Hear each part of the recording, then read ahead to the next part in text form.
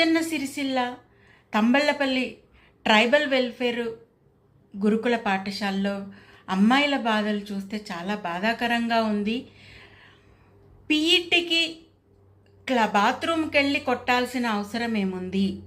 Period టైంలో వాళ్ళను వేధిస్తుంది అంటే ఆమె ఎంత రాక్షసంగా ప్రవర్తిస్తుందో వాళ్ళ మాటల్లో మనం వింటున్నాం. అయితే ఖచ్చితంగా ఈమెను అరెస్ట్ చేయండి. ప్రిన్సిపల్ ఎవరైతుందో వాళ్ళపైన కేసులు నమోదు కావాలి. కంప్లైంట్ ఇచ్చినప్పుడు కూడా వాళ్ళు పట్టించుకోవడం లేదు అంటే ఎవరైతే సంబంధిత అధికారులు ఉన్నారో వాళ్ళపైన కూడా కేసులు నమోదు కావాలి, వాళ్ళు అరెస్ట్ కావాలి, పిల్లలకు న్యాయం జరగాలి. 580 మంది విద్యార్థినులు ఉంటే 2 బాత్రూమ్లలో ఏ విధంగా వాళ్ళు స్నానాలు కంప్లీట్ చేసుకుంటారో ఆ విషయం ఆలోచించాలి కదా. కనీస జ్ఞానం ఉండాలి కదా. ఇంత కూడా పట్టించుకొని అధికారులను ఏమనాలి మనం? ఇమ్మీడియట్